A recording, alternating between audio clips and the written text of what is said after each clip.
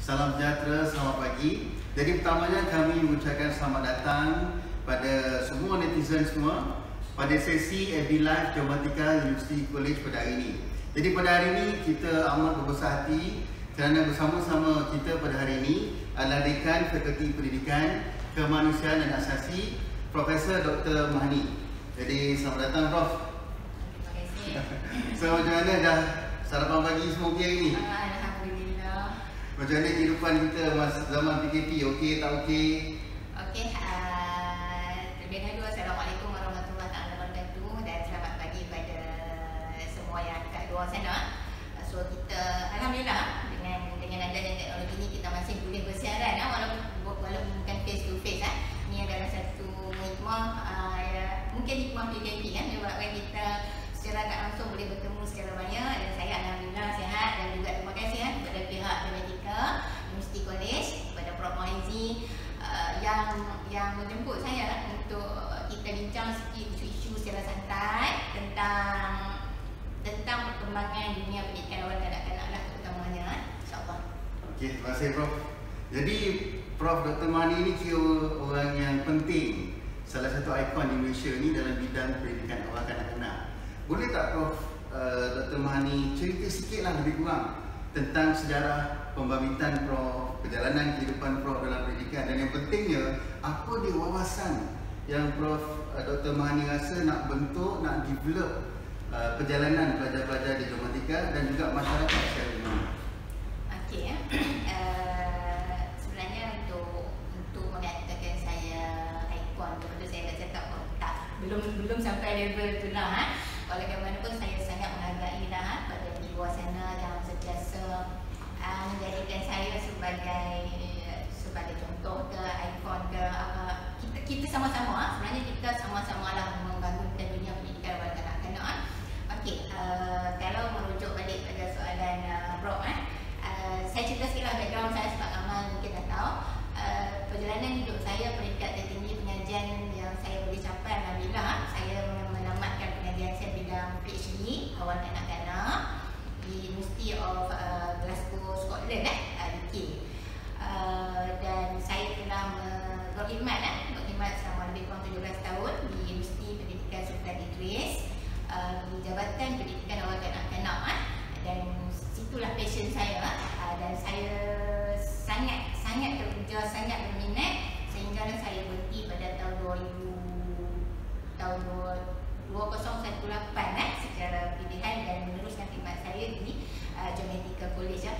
Kalau menjawab soalan Prof saya tentang wawasan saya tentang kanak-kanak ni, sebenarnya saya nampak apa yang berlaku sekarang ni, mungkin saya nampak satu hikmah yang cukup besar dengan kehadiran COVID. Kita tak nak COVID tapi kita mengharapkan dia cepat pergi tapi sebenarnya kita pandang sudut positifnya. Wawasan saya ingin kembangkan knowledge untuk share knowledge, sebab pada saya knowledge tentang kanak-kanak ni bukan hanya patut ada pada cikgu-cikgu ataupun orang yang terlibat dengan dunia kanak-kanak, tapi lebih daripada itu, jauh daripada itu, saya nak kalau boleh semua parent di Malaysia ni ada knowledge tentang awal kanak-kanak. Sebab awal kanak-kanak ni kita tahu 7 tahun pertama tu kalau dari Islam pun adalah sangat penting dan perkembangan hingga anak-anak pun bermula seawal 7 tahun. Jadi seawal usia kanak-kanak banyak dengan parents. Jadi sangat perlu parent di-educatekan, parent diberi knowledge. Dan saya nampak platform sekarang ni, hikmah COVID sekarang ni adalah satu macam wow, macam mungkin ni hasrat saya, matlamat saya untuk sampaikan ilmu secara meluas melalui platform virtual learning ataupun digital education yang sangat disebut-sebut sekarang, insya-Allah.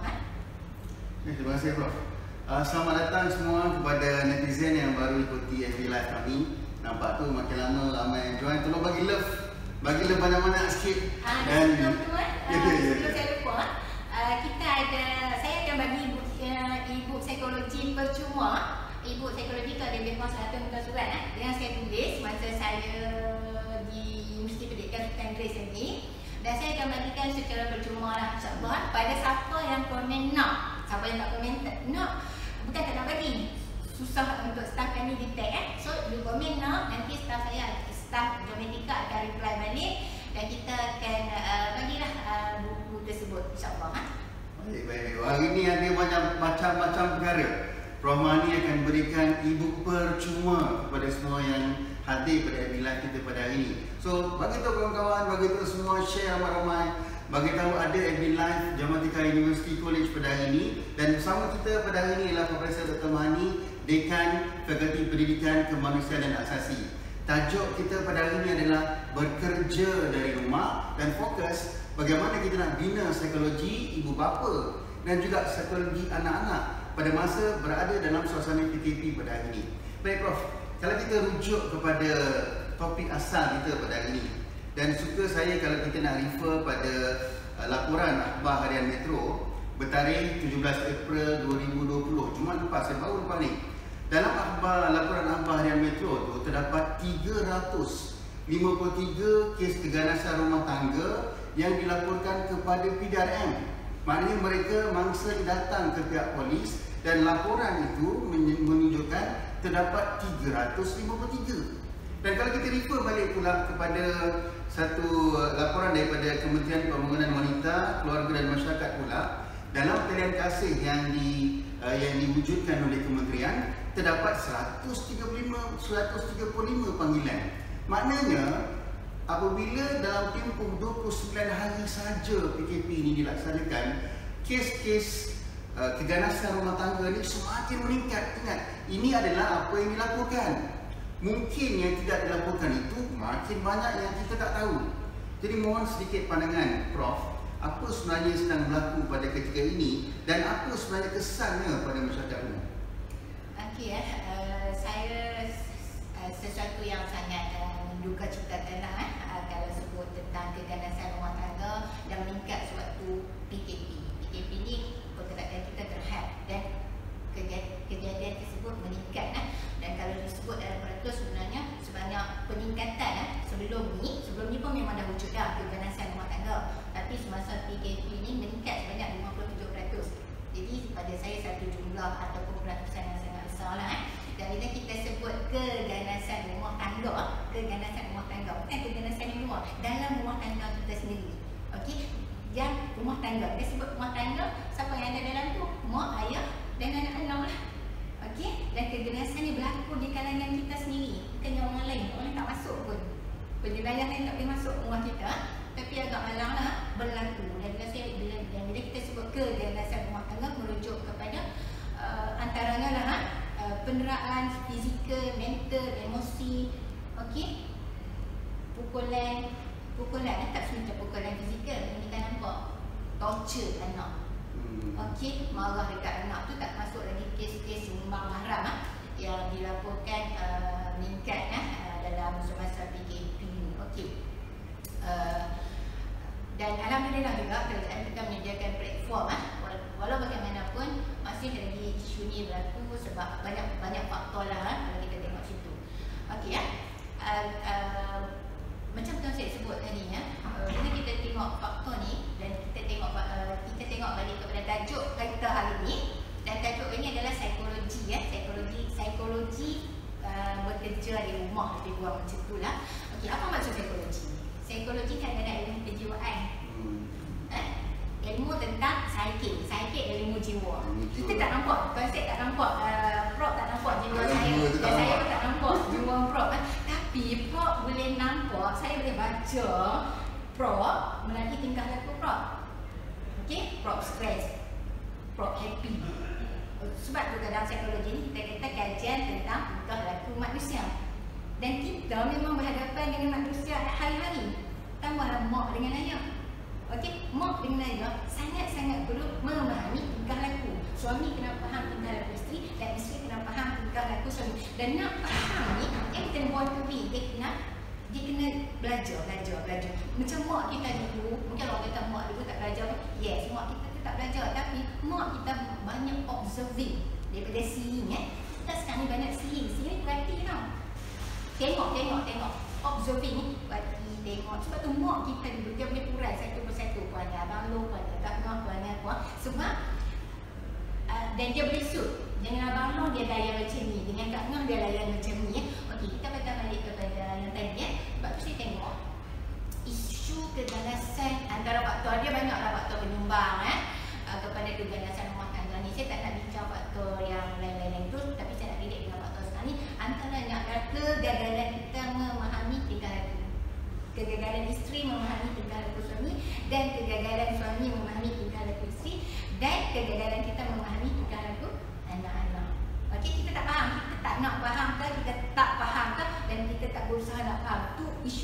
boleh dibincang, boleh discuss lagi ya.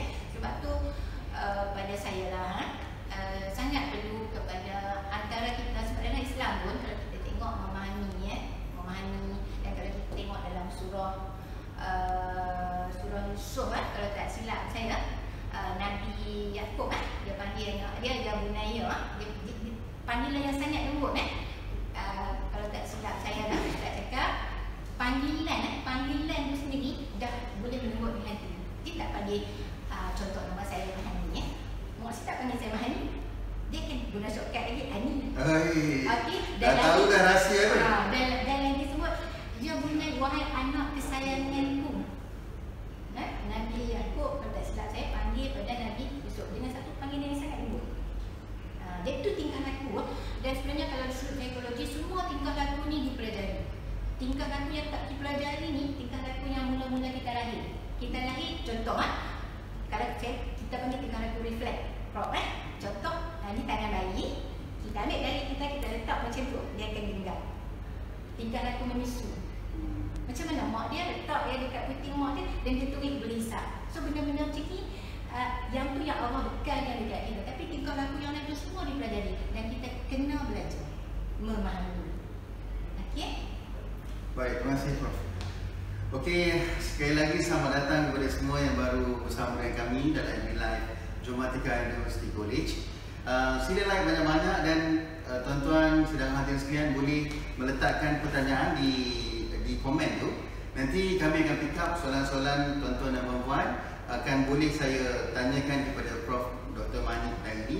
Baik, saya setuju dan tertarik ke Prof. Maknanya kita ada tingkah laku refleks. Itu yang asal yang mana manusia itu telah lahir. Tapi dan yang kebanyakannya adalah tingkah laku yang dipelajari. Yang terbentuk daripada suasana, daripada environment. Ya. Baik. Dan kalau kita tengok sekarang ni telah berubah keadaan. Kalau dulu saya Prof, sebelum PKP ni, setiap hari saya datang bawa kereta, pergi kerja, enjoy tengok kiri tengok kanan. Maknanya saya nampak keadaan berbeza, suasana berbeza, jiwa ni tenang Prof. Tapi sekarang ni dalam tempoh PKP, tengok kiri nampak dinding, tengok kanan nampak dinding. Duduk dalam suasana rumah. Dan sebenarnya dalam keadaan PKP ni terutama sekali apabila ibu bapa ni perlu bekerja di rumah, apa kesan psikologi yang berlaku pada ibu bapa ni yang mana telah berubah behavior dia tadi daripada tengok keliling sekarang tengok di suasana rumah saja. Kesan psikologi pada ibu bapa tu bagaimana Prof?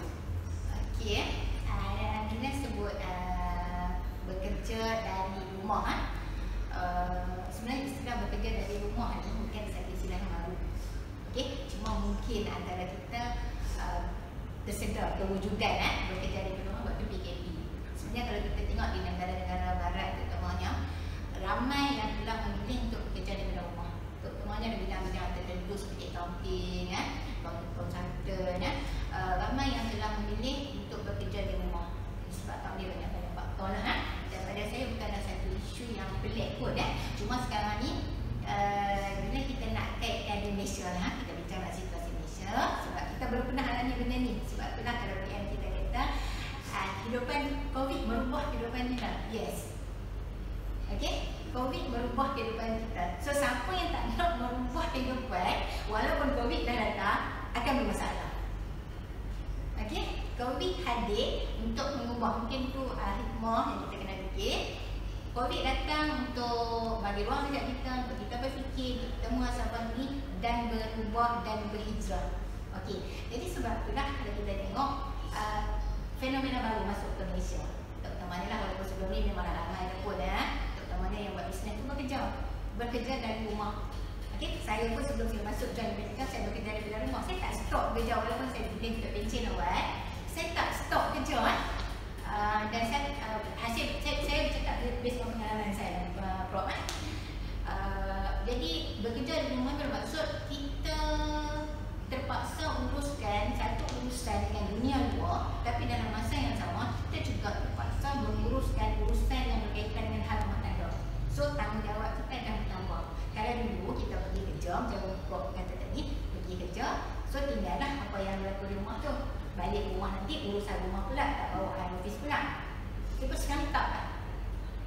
Okey, apa yang berlaku sekarang ni, kita bekerja berurusan dengan dunia luar dan juga berurusan dengan dunia dalaman. So sangat-sangat memerlukan satu strategi lah, satu pendekatan, satu kaedah, satu teknik yang tak boleh kita rasa ikutlah. Tak boleh macam tu Sangat memerlukan satu cara, satu perancangan So sebab tu kalau saya tengok, kalau tanya saya pengalaman saya bekerja di rumah dulu, apa faktor paling utama yang perlu ada pada kita? Pada saya faktor paling utama adalah perubahan attitude ataupun sikap kita, iaitu sikap ataupun tingkah laku disiplin. Ingat disiplin adalah tingkah laku tak? Disiplin bukannya rasa tak. Disiplin adalah satu bentuk tingkah laku. Apa dia tingkah disiplin? Saya menyediakan jadual lah. Contoh, kalau kita tengok sekarang ni, apa yang saya boleh bagi jadual sangat-sangat penting. Satu jadual kita kedua daripada subuh, daripada bangun tidur lah, maksudnya sampai dah tertidur. Jadual kita tak boleh lagi dah daripada pukul 8 sampai pukul jadual kerja kita bukan lagi pukul 8 sampai pukul 5. Tu di office. Tapi kalau di rumah, susunan jadual tu bermula daripada celik mata sampai tutup mata. Okey, sampai waktu malam Dan kita susun elok-elok. Okey, apa nak buat. Sebab kita buat kerja kita dan masa semua nanti kita akan ada slot untuk layan anak. Dan kita akan ada slot pula untuk patah balik pada kerja kita. Kita akan ada slot pula untuk patah balik pada anak kita. Nampak tak? Dan untuk mengatasi masalah ni, pada saya satu perkara yang penting sangat adalah kita tak boleh, kita perlu fleksibel. Okey, kita sangat perlu jadi manusia yang fleksibel. Fleksibel ni bermaksud kita boleh berlangsung lah fleksibel ni. Okey, kita tak rigid sangat. Kita buat peraturan dan kita tak boleh nak berlangsung. Orang tak ikut peraturan kita mahu. Kita masih dalam kawalan. Contoh, saya kata saya nak mula pukul 8, tapi sebabkan masalah tu saya tak ada mula kerja saya pukul 8. Mungkin saya mula dalam 8.30. Maksud range tu, dalam range tu jugalah. Tapi kita tak berusaha nak buat, tak nak buat, tak boleh Okey, satu lagi yang saya nampak saya faham saya mungkin boleh cakap sebab saya tak ada anak kecil Okey, apa yang saya baca, apa yang disarankan okey, bila kita bekerja daripada rumah ni, pembahagian masa sangat penting. Okey, bila kita nak buat kerja kita buat kerja kita waktu di mana anak-anak kita contoh boleh bangun duduk kalau dia ada anak kecil kan, yang belum bangun tidur. Dan kita dah set up, kita dah bangun awal. Nanti dia dah bangun tidur, kita fokus dekat dia. Dan satu lagi yang saya nak ingatkan, bila kita mula fokus pada anak, tolong jangan pegang handset. Jangan pegang langsung, fokus. Dan kita fokus, nanti selesaikan Dan satu lagi saya nak ingatkan jadual kita tu, saya bukan saran pastikanlah masa kita jangan terlalu banyak habiskan di dapur. PKP ni banyak masa Okey, so bahagikan elok masa untuk kerja, masa untuk hobi kita, masa untuk kita relax, masa untuk kita beribadat. Kita kena ada masa-masa sebab kita perancangan, disiplin sangat-sangat penting supaya kita tak nak stres. Okay, kita tak nak stres, sebab kita nak duduk di lama tak kan? Kita nak duduk lama dan kita nak duduk dalam keadaan saya tak boleh nak keluar. Saya stres, saya tak boleh nak keluar minum kopi. Okay, saya tak boleh nak keluar sembang, saya tak boleh nak call kawan, jom sembang, aku stres kat rumah. Kita masih tetap kena ada dalam rumah. Sebab itulah sebenarnya PKP juga kita tengok sangat mengajar kita erti kesabaran. Okay, orang yang sabar yang akan menang, insyaAllah. Baik, terima kasih Prof. Saya setuju sangat. Drama PKP ni kebanyakannya masak Prof. Hari-hari tengok dekat post menu hari PKP. Hari ni post menu apa, besok post menu apa. Adakah kesalahan tu? Dia tidak satu kesalahan. Tapi ingat, ada perkara lain yang kita perlu lakukan. Dia sebenarnya Prof Ya saya. tak salah. Walaupun kita memang ada di rumah, tak salah. Kita sekali-sekala kita order makanan. Okay, jangan kata tak boleh. Aku nak jadi 100% ibu misali. Di rumah aku nak masak. Tak kita perlu bagi ruang kat diri kita dan tak salah. Jangan rasa bersalah untuk order dengan food panda ke, food grab ke, tak ada salah. Jangan rasa bersalah. Okey, jangan rasa bersalah. Okay. So, setuju Prof. Jadi maknanya netizen semua, Sekali lagi saya ucap selamat datang kepada yang baru join MB Live Geomatika University College. Pada hari ini kami bersama dengan Dekan Fakulti Pendidikan Kemanusiaan dan Asasi, Profesor Dr. Mahani.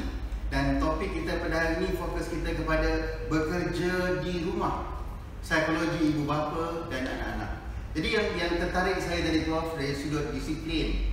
Maknanya kita kena ada disiplin. Ada disiplin maka terasa rutin yang kita kena lakukan. Tapi walaupun disiplin penting, perlu ada flexibility.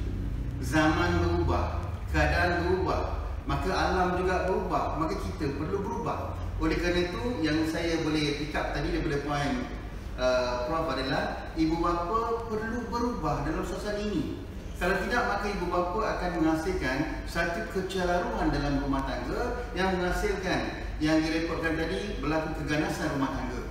Tapi saya tertarik Prof, kalau ibu bapa ni, kami ni orang tua, bukan orang tua, kita ni kira orang matang.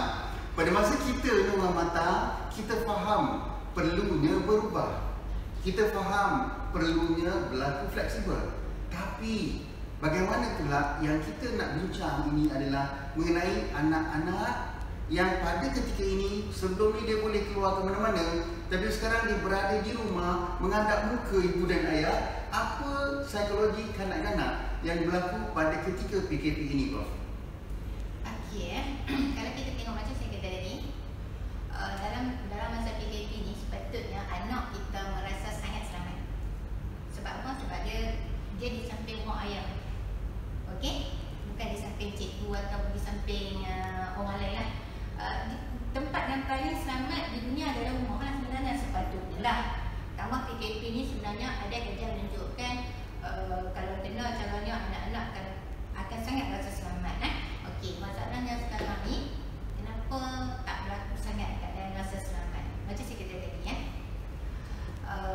kalau kita tengok sekarang PKP ni, PKP adalah satu situasi di mana kita duduk dalam, kita tak boleh keluar senang cakapnya. So kita akan berhadapan dengan orang yang sama hari-hari apa-apa semua. Dan sebab tu kita tengok pengurusan perhubungan, pengurusan komunikasi, pengurusan perhubungan, memahami antara satu sama lain tolak unsur sangat-sangat penting. Okey, tanpa kefahaman yang jelas tentang memahami manusia sebenarnya, Allah minta kita rehat sebentar untuk memahami orang dalam rumah kita sebenarnya. Selama ni kita banyak memahami orang pejabat kita, kita banyak memahami office kita, kita banyak memahami bos kita. So sekarang ni saya nampak dengan PKP ni, Allah nak kita memahami orang dekat, orang yang paling dekat dengan kita, anak kita, suami kita, okay, yang dalam kelompok rumah kita. Sebab kekuatan sesebuah negara sangat bergantung kepada kekuatan ataupun kebutuhan masyarakat. Kita tengok. Jadi kalau kita tengok, kita patah balik macam saya kata tadi, sangat memerlukan satu kefahaman tentang anak-anak, apa yang anak-anak nak, apa yang cara nak cakap dengan anak-anak. Sebab anak-anak bukan saluran untuk kita melepaskan kemarahan. Itu saya nak cakap. So dalam kita bergaduh mungkin suami isteri, mungkin dengan banyak benda lah. Sebab sebelum ni pagi-pagi pukul 8 kan masing-masing keluar. Tapi sekarang ni tak. Lepas makan jumpa lagi muka tu, kemudian nanti jumpa lagi, tengah hari jumpa lagi. Dan kadang satu ruang tu tengok muka tu je, tak jumpa muka orang lain. So bayang tengok Jadi sebab, tapi kita tak boleh, tak elok benda ni kita tak boleh nak. Sebab itulah sebab macam saya kata tadi, sangat menuntut kepada kesediaan kita, kerelaan kita untuk berubah.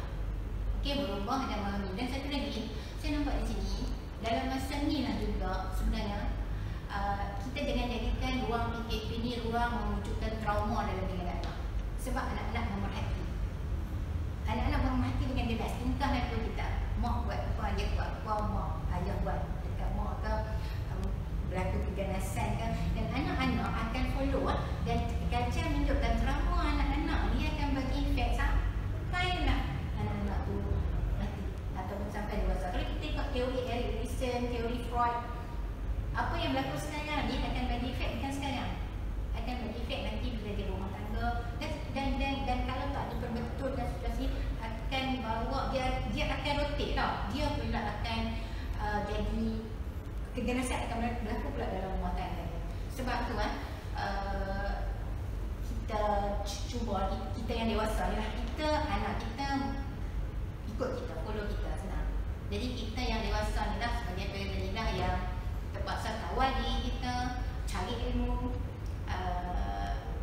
supaya PKP ni bukan menimbulkan satu trauma pada anak kita. Yang lagi dahsyatnya yang nanti kita tak naknya menyebabkan anak kita lepas dari PKP kemudian anak yang bujang dan macam menyebabkan dia dah tak nak dalam rumah. Lepas PKP kita tak nak dia kesan-kesan macam tu. Lepas PKP tak nak makan dah. Okey, dan dia sekarang berdoa cepat habis PKP dia nak keluar daripada rumah ni, dan rumah bukan satu tempat yang dia nak seronok balik. Kita tak nak benda tu berlaku seperti itu. Kita nak lepas daripada PKP anak-anak kita asyik nak balik. Sikit nak balik. Saya juga ada anak bukan remaja lah, dah 20 tahun dan saya sebenarnya memang berjuang dengan bukan berjuang macam mana, saya kena kontrol emosi saya dan cuba fahamkan dia, sebab dia tak bisa pergi ke mana. Dia tak boleh nak naik motor, dia nak marah kat saya pun dia tak boleh nak naik motor, nak lepaskan kemarahan dia di mana-mana. Dia masih lagi akan ada satu kelompok. Jadi PKP ni sangat mengajar saya supaya kawal diri, kawal emosi, kawal perasaan, dan dalam masa sama juga mengajar saya supaya lebih memahami anak saya walaupun dia dah umur 20 tahun. Sebenarnya banyak kita tak faham anak kita ni. Bila PKP ni nak buang yang terbaik untuk kita kenal anak kita, dan insyaAllah jangan lupa juga lah, saya mungkin boleh sebut juga, saya juga akan live pada hari Jumaat ni untuk saya bincang apa aktiviti yang kita boleh buat dengan anak-anak kecil semasa PKP dan selepas PKP sebab pada saya PKP memang PKP akan berakhir, tapi live kita selepas PKP tak sama dengan live dulu. Kalau dulu kita tak bersedia untuk jadi cikgu pada anak-anak kita, tapi percayalah lepas PKP keadaan akan berubah, mungkin kita terpaksa jadi guru kepada anak-anak kita disebabkan oleh faktor-faktor social distancing dan sebagainya bagi mengekang lagi kemarahan wabak COVID yang alhamdulillah dah semakin kurang lagi negara kita. Okey, terima kasih Prof. Okey, nampak dah mula ramai yang masuk. Baik, saya kepada para penonton netizen semua yang berhajat atau berniat atau suka untuk memperolehi e-book percuma daripada kami, sila komen nak e-book. Komen nak pun tak apa. Komen nak pun tak apa. Nanti staf akan balas memberikan e-book percuma kepada netizen semua. Dan boleh juga komen boleh juga menyatakan segala persoalan. Dah lama terbuku persoalan ni kan, yang ada kat kepala, ada kat minda kita, boleh suarakan di ruangan komen dan nanti kami akan pick up bertanyakan kepada Prof. Dr. Mahani pada hari ini. Jadi Prof, saya tertarik tadi kalau ikut teori Erikson dan Floyd, apa berlaku sekarang ni, kesan yang ada pada anak-anak akan membentuk anak-anak itu pada ketika dewasa. Maknanya apa yang sedang berlaku zaman PKP ni, apabila ibu bapa ada di rumah, anak-anak pun ada di rumah, anak-anak melihat apa perlakuan ibu bapa, didikan ibu bapa, sebenarnya kita sedang membentuk anak-anak kita ni, sedang membentuk generasi menjadi generasi yang sepatutnya kita bina. Jadi kalau ibu bapa bergaduh, ibu bapa tidak ada ilmu, maka generasi yang akan dibentuk merupakan generasi yang tidak ada tertibnya. So didikan perlu ada pada ibu bapa. Jadi oleh kerana itu Prof, sebagai yang dekan fakulti pendidikan kemanusiaan dan juga asasi, dari sudut education ataupun apa yang kita boleh susun, yang kita boleh bantu pada ibu bapa pada ketika ini, boleh tak rasanya Prof berikan sedikit penjelasan dan penerangan kaedah yang terbaik yang perlu dilakukan oleh ibu bapa ni, prioritinya sekarang ni lah apa? Okey, terima kasih Prof Zaid. Okey, bila kita sebut prioriti apa yang ibu bapa perlu bersedia. Okey, dan memang pun kita kena bersedia sebab PM kita sendiri sebut dah ada new normal new normal, kebiasaan yang baru. So tak dipakai dah kebiasaan yang lama, kebiasaan ada cikgu sekolah, ada cikgu semua dekat cikgu, semua cikgu lah, aku dah bayar contohlah tadi aku dah bayar lah. So benda-benda tu kebiasaan normal. So sekarang dah tak dipakai dah kebiasaan tu. Bukan saya cakap PM kita cakap kena bersedia, kena faham word new normal dalam segala aspek. Okey untuk tu juga sebab saya sendiri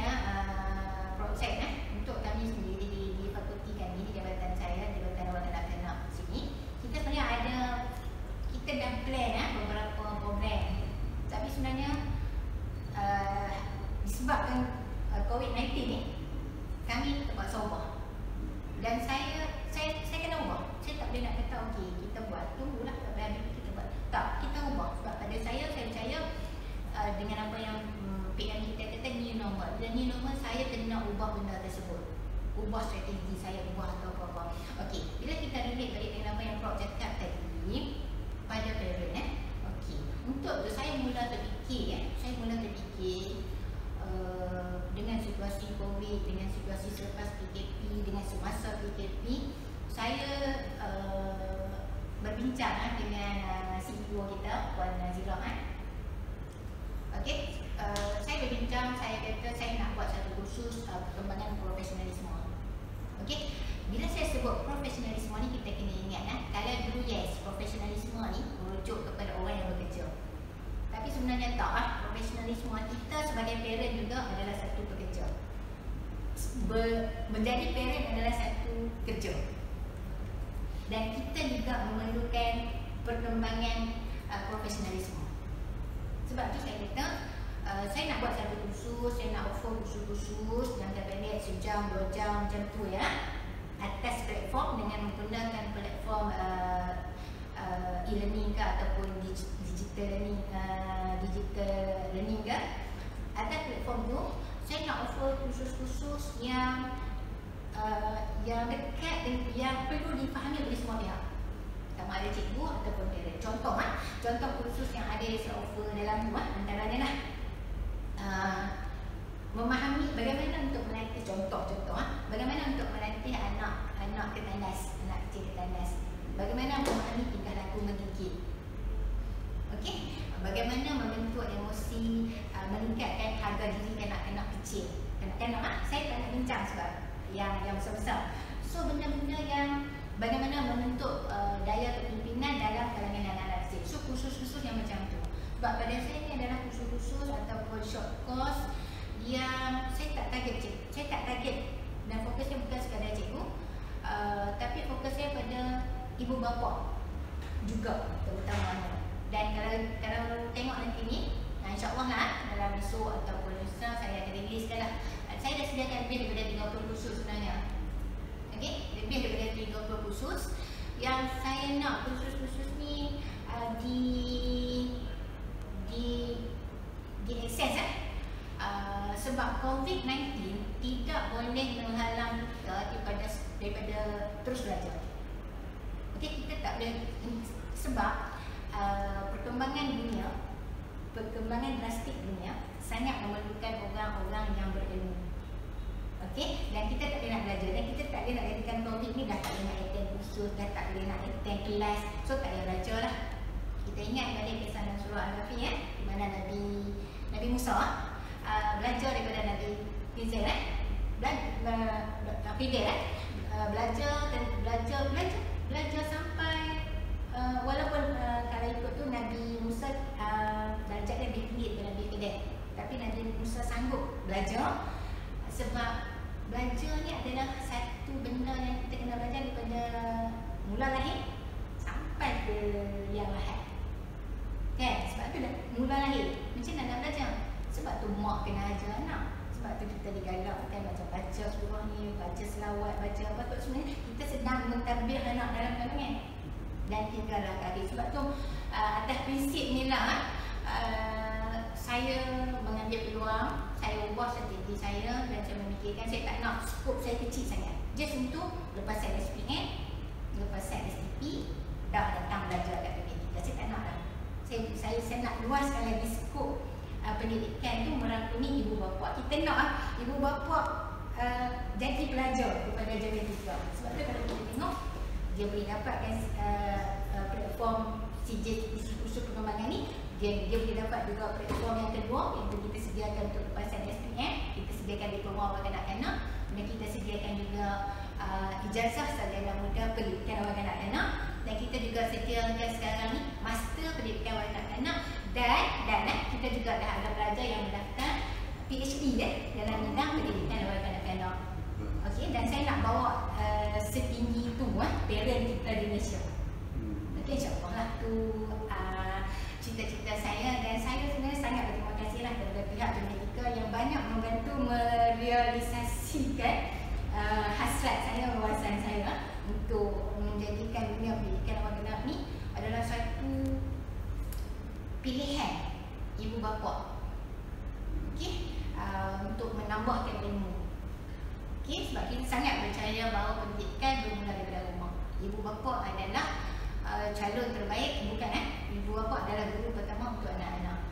Dan platform SPM pula kita target pada lepasan SPM yang muda-muda ni, sebelum nak kahwin tu you isi dulu dengan knowledge bukan setakat nak pergi kursus kahwin okey. So you kena bersedia lah. Kahwin ni sangat memerlukan persediaan lah, bukan sekadar kahwin Saya, terima kasih Prof. Saya tertarik dengan statement Prof. Ibu bapa adalah satu pekerjaan. Jadi bila ibu bapa itu adalah satu pekerjaan. Sebagai pekerja, kita perlu sentiasa enhancekan knowledge kita. Ilmu perlu ditingkatkan, skill perlu ditingkatkan. Barulah kita boleh jadi seorang ibu bapa yang hebat dan mampu mendidik anak-anak.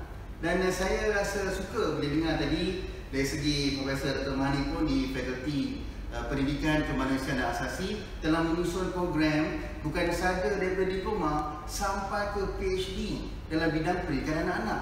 Maknanya bidang pendidikan anak-anak merupakan satu bidang yang amat serius. Membentuk manusia, membentuk generasi adalah satu bidang yang amat serius. Kerana itulah Prof. Mahani dan rakan-rakan di fakulti menyusun sampai peringkat PhD. Saya rasa terima kasih Prof atas effort tu. Dan cuma ada satu sikit persoalan yang saya suka nak tanya Prof. Sebelum tu, kepada siapa yang baru datang, baru join kita, kami hari ini ada e-book percuma karangan daripada Prof Dr. Mahani, bagaimana kita boleh membantu dalam penyediaan pembangunan anak-anak. Sila jawab nak e-book dan kita akan berikan nanti laluan untuk tuan-tuan dan puan-puan dapat menerima e-book tersebut. Baik. Ada e-book saya tambah sikit. Tentang e-book saya bincang daripada mula. Saya bincang daripada sebelum kelahiran. Okey, faktor-faktor yang mempengaruhi kelahiran. Sebab kadang kita ni kita ambil kira selepas kelahiran. Okey, sebenarnya kejadian manusia ni, sebab itulah kalau dalam Islam kita daripada pilih jodoh lagi dah kena pilih. Prof dah terkira jangan pilih lagi lah. So sebelum membuat pemilihan pilihlah yang ada, pilihlah yang cantik, yang berharta. Tapi yang last kan itu pilihlah yang berilmu. So daripada situ lagi bermaksud bukan mudah-mudah untuk kahwin dan mewujudkan dan untuk melahirkan anak lah. Jadi saya masukkan dalam buku dan chapter 1 tu, saya masukkan faktor-faktor yang mempengaruhi perkembangan dan pertumbuhan manusia. Okey, faktor dalaman, faktor luaran.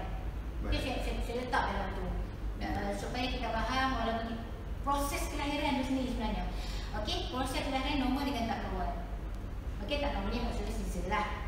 Yang normal ni maksudnya yang salin biasa lah. Dan setiap ni, sama ada salin biasa ataupun salin normal, semua tu ada kesan. Dan kesan ni kalau kita tak sedari, kita akan biar yang macam tu.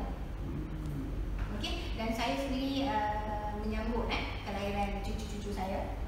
4 orang tu saya sambut dengan menantu saya dan saya tengok proses tu yang berlaku. Dan subhanallah, benda-benda yang sangat kita kena ambil tahu, pemakanan sebelum, selepas, semasa. Okey, semuanya saya nyatakan dalam tu faktor-faktor yang kira lah. Kemudian saya bincang pula perkembangan kognitif tidak. Kemudian saya bincang pula perkembangan emosi. Kemudian saya bincang pula perkembangan fizikal lah. Dia chapter by chapter. Kalau tak silap saya ada dalam 8 chapter. Okey, sampailah pembentukan personality anak yang belakang sekali tu. Dan buku ni sebenarnya boleh jadi rujukan sampai ke peringkat PhD sebab penuh dengan reference. Bukannya saya pilih tanpa reference Jadi buku ni saya ambil keputusan lah untuk rilis lah secara percuma. Sebab tu saya minta dengan syarat lah you komen nak lah. So senang lah kami nak reply siapa yang nak tu. Okey, kami akan reply insyaAllah. Tu tentang ibu kita. Baik, terima kasih Prof. Jadi maknanya netizen semua di Jumatika University College, bila kita sebut pendidikan anak-anak itu, kita pergi beyond pendidikan kanak-kanak. Daripada sebelum perkahwinan lagi telah kita dedahkan apa perlunya bakal ibu dan bapa lakukan. Dan ketika kelahiran lagi telah bermula proses didikan pada anak-anak. So itu kalau kita lihat tadi, sebenarnya didikan anak-anak tu bermula daripada awal sampailah ketika ibu tu dalam keadaan pregnancy period. Di situ bermula didikan juga sampai lahir, sampai jadi anak, sampai bayi dan hingga menikah dewasa. So di Jumatika University College ni didikan yang kita berikan kepada graduan dan juga kepada masyarakat, dia adalah satu penjelasan yang holistik. Ilmu yang kita berikan adalah satu ilmu yang holistik, yang cuba, semua. kita cuba bagi ilmu yang holistik lah. Benar. Memang saya tak nafikan dan kita tak boleh nak yang perfect, tak ada dengan sempurna pun, tapi kita cuba. Sebab saya tambah sikit pada sorry ya. Dan sebenarnya dalam perencanaan kami juga memandangkan kita sekarang ni memang saya tak nampak dalam tempoh yang singkat ni kita akan face to face. Tapi saya ambil satu pendekatan yang saya ambil hikmahnya, di mana peluang untuk kita kontak dengan pensyarah, lecturer kepakaran kepala luar negara. Okey, dan dalam sesi khusus kami tu yang kami akan offer tu kan ada sesi slot-slot di mana kita dah kenal pasti beberapa pakar ataupun orang yang terlibat dalam bidang awal dana di luar negara. So kita akan virtual learning. Kita akan maksimalkan penggunaan digital kita, digital education kita dengan berbagai platform yang ada. Sekarang ni banyak sangat platform yang percuma, yang memang percuma. So kita boleh maksimalkan ilmu kepada pihak luar sana. Sebab tu saya kalau Prof tanya saya nampak satu keadaan di mana PKP ni sangat membuka ruang pada saya untuk fikir bagaimana untuk sebar luaskan lagi ilmu supaya ramai lagi boleh akses kepada ilmu. Betul. Okey? Betul. Baik, terima kasih. Macam di Johamatika University College ni kita rapat dengan industri, kita ada network kita. So itu salah satu daripada apa yang Prof Dr. Mahani katakan tadi. Salah satu daripada input yang akan diberikan nanti adalah input daripada pakar-pakar luar negara. Yes, macam tu. Kan? Kita kat arah tu sebenarnya. Okay. Jadi maknanya didikan nanti yang akan diperolehi adalah satu didikan bukan sahaja dari sudut negara kita, tapi memang orang yang memang in practice. Yes. Yang dalam bidang masing-masing yang memberi input pada kita. Dan sebab saya percaya bahawa saya tak boleh nak kontrol semua tau. Okey, dan kita di Johamatika sendiri kita sangat teruja lah dengan bidang awal kanak-kanak ni, dan kita sentiasa menambah baik dan pada saya tak kisah dengan tenaga pengajar sebab bukan semua kita nak kontrol. Kita akan jemput pakar-pakar di Malaysia sendiri, kita ramai sangat pakar-pakar awal kanak-kanak, orang yang sangat berpengalaman dalam bidang industri. Ramai yang saya boleh sebut lah, contohnya Ibu Zara, contohnya Puan Jamaya, okay? yang Cikgu Syamizan contoh, yang kita akan jemput untuk mengisi slot-slot kita ni untuk menyebarluaskan ilmu di bawah platform Johamatika University College, insyaAllah. Itu yang untuk penemuan netizen di Johamatika dikenali sebagai University Business Link, University Industry Business Link. Maknanya linkage kita dengan semua atas satu niat agar kita boleh beri manfaat semula pada masyarakat. Kerana pembentukan masyarakat ni adalah tanggungjawab semua orang.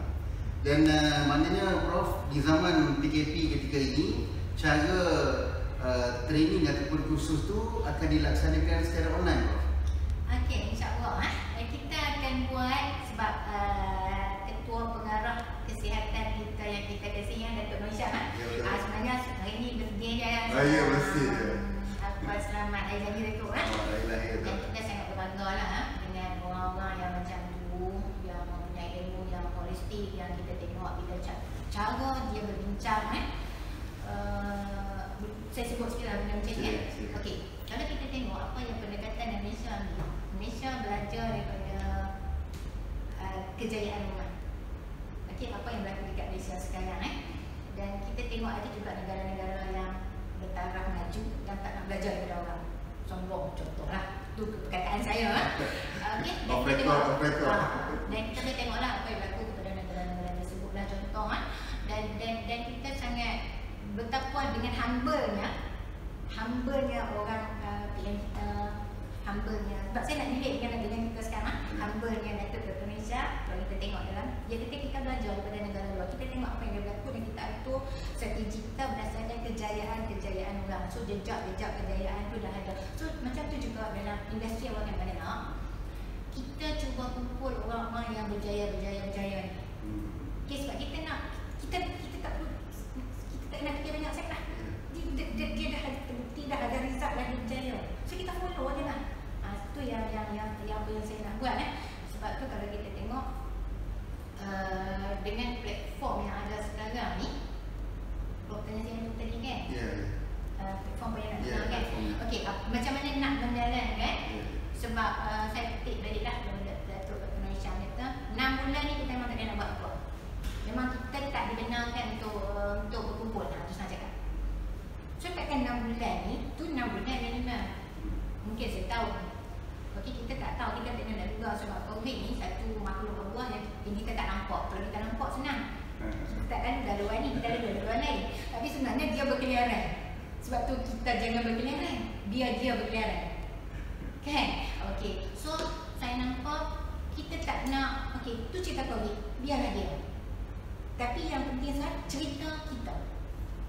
Okey, the new normal kita sangat memerlukan kita ada knowledge. Okey, dan cara nak dapat knowledge juga ada banyak platform di dunia ni. Dan kami di Geomatica memang kami sangat-sangat teruja untuk offer lah. Dan kalau kita tengok kenapa virtual learning ataupun kita kata digital education, sebab kalau kita sekarang ni, kalau kita tengok dengan adanya kepakaran dalam 3D, 4D, so kan kita walaupun guna slide, kita boleh tunjuk macam real. Saya tak nampak satu benda yang mustahil lah sekarang. Okey, nak kata tak sama lah face to face, memang tak sama face to face lah. Tapi contoh kalau kita tengok ayah ni dalam kuliah-kuliah agama, saya suka follow jugalah ni. Kita tengok kita boleh follow dia. Sampai Z nak follow dengan tak nak follow. So sekarang ni pada saya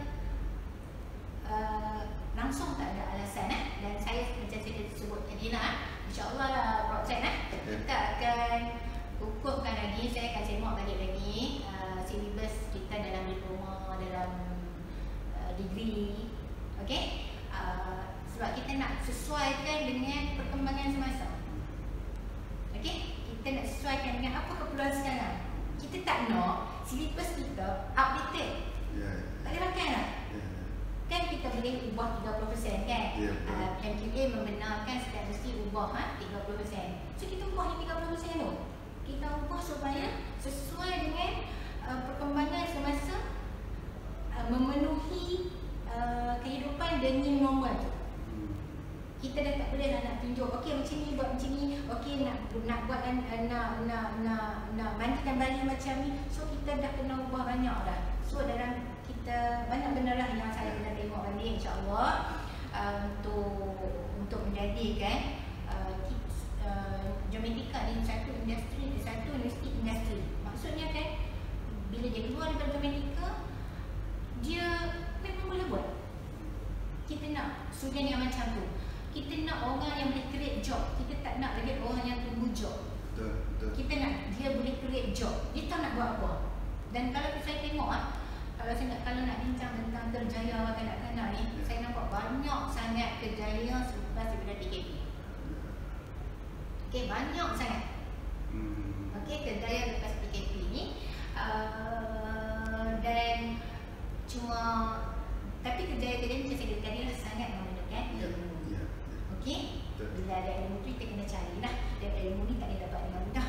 Kena ada pengorbanan. Betul. Okey. Terima kasih Prof. Geomatica Industry College adalah industry driven.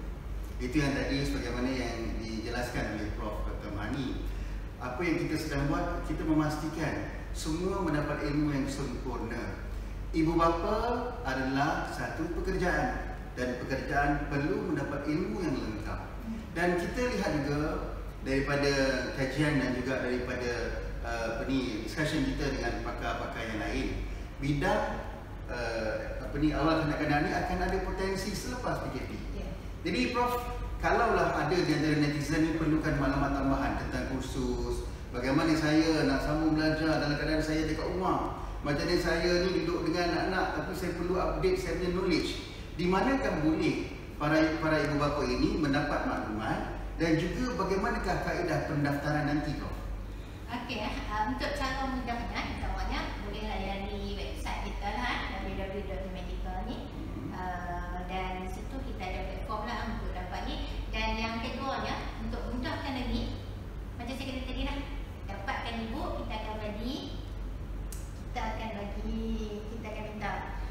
kita akan bagi link tu di mana kita akan provide semua maklumat. Okey, bila dia daftar, kita akan providekan maklumat daripada kursus perkembangan profesional semua sampai lah kepada kursus PhD. So semua maklumat kita akan blast dalam tu. So sudah, sebab tu saya minta daftar lah. Sebab ada banyak yang kita akan bagi di situ dan maklumat-maklumat yang berkaitan dengan di kursus perkembangan profesionalisme. Sebenarnya Prof, kursus perkembangan profesional ni adalah kursus yang kita fikir, yang kita bangunkan semasa PKP. Sebelum ni kita tak buat kursus tu. Kita cuma ada di rumah. Dan sebenarnya juga saya maklumkan juga nanti mungkin siapa yang berminat untuk melawat STEM lab kami kita ada makmal STEM. Sekarang ni kan kita sibuk bercakap tentang STEM, STEM activity, di mana dalam STEM activity ni kita gabungkan Science, Maths, Technology, Engineering dengan Arts. So kita buat satu aktiviti tapi kanak-kanak contoh katakanlah ni cawan ni, dia bukan sekadar nampak cawan so dia dapat benda ni, katakanlah ni kertas dia buat cawan, dia bangunkan cawan ni, benda dia buat seni, benda dia belajar. So daripada cawan ni saja dia belajar membaca, dia belajar membina, dia belajar berfikir. Kita nak macam tu. Sebab kita dah tak nak lah sebenarnya kita tak boleh ke mana-mana kalau kita hanya menguasai satu ilmu. Dan kalau kita tengok ilmuwan kita dulu, saya Ibn Sina contohnya. Okey, Ibn Sina contohnya menguasai pelbagai bidang ilmu. Okey, menguasai pelbagai bidang ilmu. Dan kita nak student kita macam tu. Sebab tu kami wujudkan satu makmal STEM dan di mana dalam makmal STEM tu insya-Allah Prof saya juga dah berbincang untuk ni juga idea baru lah idea baru kami semasa PKP. Semasa berbincang ni saya akan ambil 10 orang budak. 10 orang kanak-kanak yang berumur antara 4 hingga 5 tahun. Okey, untuk saya terima di situ yang mana yang akan mengajar budak-budak tu ni adalah saya lah. Okey, kita akan nanti kita akan buka lah sebab ramai juga yang dah tanya untuk pendaftaran. Sebenarnya tak buka telefon tapi tu plan saya dan kita akan tengok apa yang kita boleh buat dan tenaga pengajar dia terdiri daripada pencerah-pencerah kita. InsyaAllah aku antara the new normal yang akan berlaku genetika. Genetika saya dah banyak dah kena ubah. Yang sebelum ni, yang saya bincang dulu saya dah banyak kena ubah. Tapi alhamdulillah saya sangat berterima kasih kepada pihak urusan atasan genetika, Prof Maizi, Puan Nazira, okey, yang menerima idea saya, bukan idea saya seorang pun yang menerima cadangan saya untuk menghadapi the new normal. InsyaAllah. Okey, tu doakanlah moga saya sihat dan rumah bandar dan kita boleh kongsi dengan perkembangan digital education ni, dengan virtual learning ni, saya rasa platform kita cukup terbuka luas dan medan perkongsian ilmu ni sangat-sangat terbuka luas lah. Baik. Okay. Terima kasih Prof. Jadi kita dah sampai ke akhir rancangan yang jelas kita pada hari ini, 1 hour session. Jadi secara umumnya kita dah cover semua Prof. Maknanya ibu bapa ini adalah yang terganggu emosinya. Oleh kerana itu ibu bapa perlu mendapatkan education yang sentiasa keep on exchanging and enhance balik ilmunya. Dan dari segi Geomatika University College sendiri, kita telah berubah, kita dah ikut dah the new norm tu. Yes. Maknanya kita dah ada the new norm tu agar boleh memberikan ilmu sepenuhnya kepada masyarakat, bukan sahaja daripada daripada kanak-kanak kepada ibu bapa, guru-guru, dan kita sediakan kursus tu sampai ke PhD. Yeah. Dan ini komplimen juga, contoh kita di Geomatika University College kita ada Yayasan Geomatika. Di bawah Yayasan Geomatika University College, kita memberi bantuan bukan sahaja kepada masyarakat, tapi kita memberi kepada semua lapisan agar memastikan semua lapisan mendapat ilmu yang sempurna. Dan satu lagi juga, satu amalan yang saya nampak berlaku di Geomatika ni, kami cross faculty So saya contoh, saya tak boleh berdiri dengan sendiri, seronok sendiri dengan fakulti saya saja. Saya akan bekerjasama dengan fakulti, contohnya Art and Design, fakulti teknologi, fakulti kita ada fakulti apa yang solid-solid kita panggil apa? Beauty. Beauty. Okey. So kita akan bekerjasama sebab kita nak kita nak cabang kerjaya kanak-kanak ni cukup luas. Dia bukan tak ada cikgu tapi dia beautician jurus solid bahagian kanak-kanak. fashion. So saya nak bercapap pemikiran kanak-kanak, pelajar-pelajar yang masuk ke Jumitika. Saya tak nak dia nampak je nak dia tadika. Dia nak jadi cikgu tadika. Saya tak nak menunjuk. Sebenarnya walaupun dia jadi cikgu tadika, sebenarnya saya nak dia masih lagi bercapap pemikirannya. Baik. Untuk mengakhiri sesi pada hari ini, Prof, boleh tak Prof bagi 1 minit conclusion apa yang telah kita bincangkan, dan insyaAllah itulah the way forward yang kita akan lakukan untuk masa akan datang. Silakan, Prof. Okey, pada saya bersedia menghadapi the new normal, dan untuk menghadapi new normal ni bukan yang sangat memerlukan ilmu, dan kita kena bersedia dengan ilmu untuk menghadapi the new normal. Okey, dan saya di Jumitika College, terutama adalah sebab saya di Jabatan Pendidikan di Fakulti Al-Qaeda, kami telah mengubah plan kami, dan kami sesuaikan dengan menghadapi the new normal.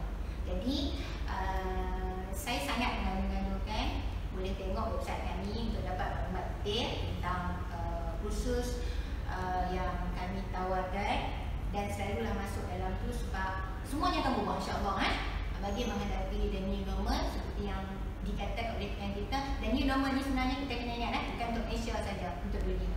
Dan kita kena bersedia ke arah tu. Kalau tidak, kita akan jadi manusia yang stres sebab kita tak boleh ikut keadaan zaman.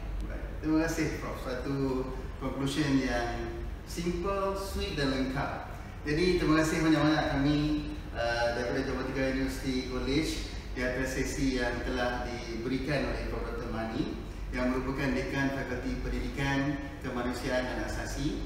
Jadi semoga dengan segala perkongsian ilmu ini dapat memberi manfaat pada semua yang hadir sama ada hari ini ataupun yang akan datang bila melihat FB Live kita. Jadi insyaAllah sidang hadirin netizen semua, stay tune nanti di FB Jumitika University College ini akan ada banyak lagi sesi-sesi FB Live yang kita akan share dan kita akan bincangkan topik-topik yang menarik. Dan sampai kita jumpa lagi. Wabillahi taufiq wal hidayah. Wassalamualaikum warahmatullahi taala